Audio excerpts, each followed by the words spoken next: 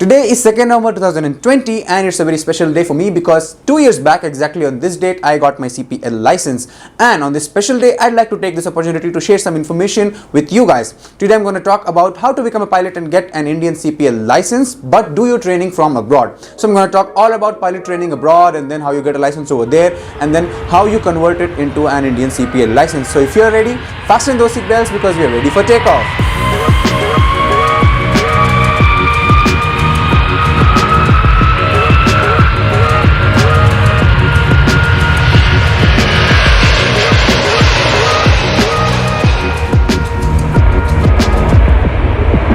What's up fellow aviators, and welcome back to yet another episode of How to Become a Pilot series on the FlyTuber, Flying Simplified through YouTube. My name is Ali Asghar and on this channel I talk about interesting aviation facts and aircraft knowledge. So if you are an aviation enthusiast and are interested to know more about aircrafts and flying, consider subscribing. Many of you asked me in the YouTube comment section and also on my Instagram DMs to make a video on pilot training abroad, so today I'm going to talk about that. But first things first, why do you even need to consider training abroad when there are options available here in India? There are many reasons, but to name a few, one of the reasons is the quality of flying training. I'm not saying that flying quality isn't good here in India, but yes, for example, you fly for 250 hours in most countries abroad, wherein you only need to fly 200 hours here in India. So there's a difference in experience, and other than that, obviously, yes, there is just a little bit of difference in flying quality abroad.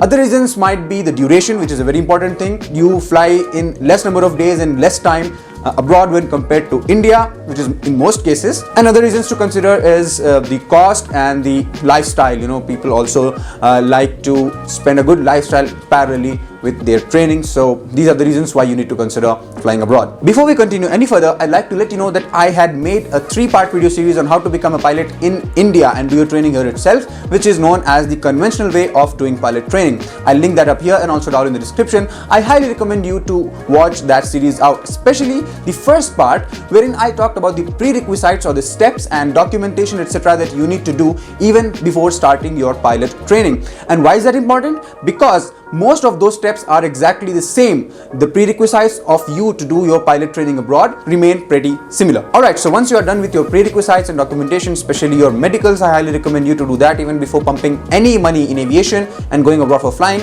because you need to make sure that you are fit for flying. You now need to head towards completing the 2 major tasks, the 2 major requirements of getting a license, which is your flying theory papers and your actual practical flying. These are the same requirements that we needed to fulfill in the conventional way of becoming a pilot. Alright, talking about the flying theory papers, you need to pass 3 examinations here in India, the DGCA examinations. You can either pass these papers before leaving abroad for flying or you can do it after coming back. Now the catch here is that if you pass the papers before leaving, then you need to pass 3 examinations, 3 separate papers. One is air navigation, air regulations and aviation meteorology.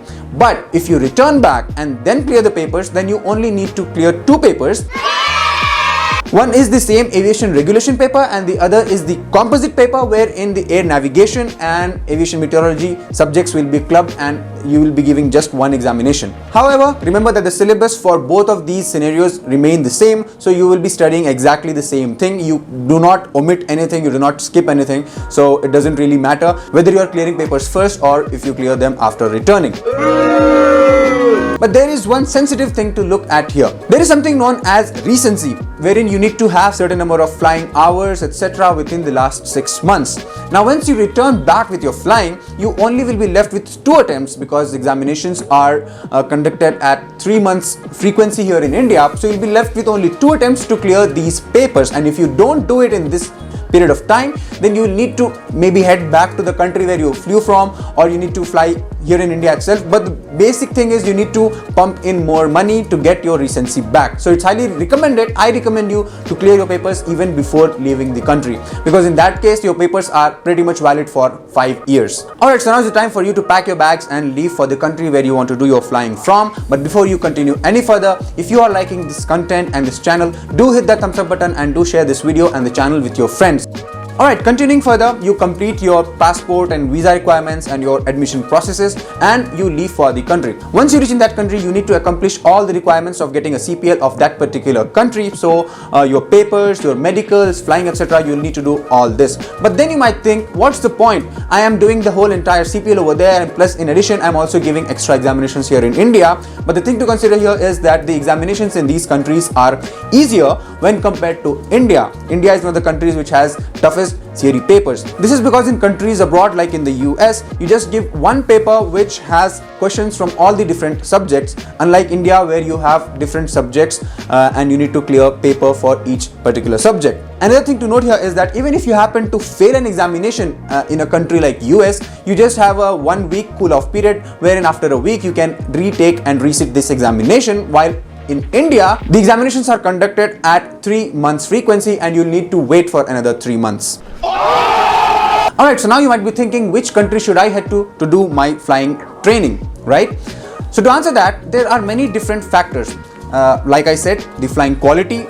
There are certain countries which do not have that well and that good flying quality. You need to stay away from them. The flying duration is really fast when compared to India in many countries out there. The weather conditions, you obviously don't want to fly in Siberian countries and somewhere up north wherein half or more than half of the year is just covered in snow. So you need to pick a country wherein the weather conditions are favorable for flying for most of the part of the year. And obviously another important factor here is the cost of training. You obviously need to keep that in mind, especially if you are tight on a budget or if you are doing the training on a loan. So the most common picks and the countries where most people go to do their training is United States, Canada, New Zealand, Australia and South Africa. Another important factor while selecting a country to do your flying from is it's better that you fly from a country which is a part of Commonwealth countries. You can look that up on Google, what is the meaning of Commonwealth countries, and look up the list. You can pick a country which is in this list because then you will not need to clear your RTR paper, which is one of the toughest. I talked about that in my aviation subjects video. I'll put it up here. So that's how you will avoid that paper as well. You just need to convert the RTR license from that Commonwealth country to an Indian RTR license. After you complete all the requirements of getting a CPL abroad and you get a CPL over there, you return back to India and do something known as the conversion training. Obviously in conversion training, first thing, if you had not cleared your examinations before leaving, then you need to do that. In addition to that, you also need to fly for about close to 15 hours or so here in India so that you get to know about the Indian way of flying, the Indian rules and regulations of flying, Indian airspaces, etc. And most importantly, so that you get used to the Indian style of radio communication, which is just a little bit different from the style of communication abroad. And these 15 hours also include your 3 important checks, that is your day check, night check and IR check. Once you're done with all these, like always, you will make a huge bunch of documents, which includes the documents from your flight school abroad and also your papers, your CPL conversion papers here in India, and also your CPL license from abroad, your RTR license, your medical licenses, etc. You'll make all these documents and you'll send it across to DGCA, or if the procedure is online, you will do it accordingly. And that's how you apply for a CPL conversion here in India to get a CPL license, an Indian CPL license, and become a pilot in India, but by doing most of your training abroad. Just one important point which I forgot to mention here is that when you are choosing and deciding on a particular country to do your training from, always avoid countries which are not in good books of DGCA, which have been blacklisted in the past or right now are blacklisted. These countries have very low cost of CPL, which can be very intimidating, but stay away from these countries because these are not in good books of DGCA and you might get into some trouble. Question of the day: if you were to step into aviation and become a pilot, would you prefer to do your flying and training here from India and from Indian skies, or would you rather prefer doing your flying from abroad? Comment your answers down in the section below. That's it for this video, guys. I hope that you guys liked this video, and if you did, hit that thumbs up button and do subscribe to the channel, and do share this video and the channel with your friends. We don't know who might need these videos in the future. And like always, keep forwarding your questions, your queries, or your areas of interest and topics that you want me to cover and make a video on, and I'll make a video on those just like this one. You can also do this here in the comment section, and also head over to my Instagram handle. I'll put it somewhere here, and I'll make a video. I'll see you in an upcoming and very interesting video. Until then, happy landings.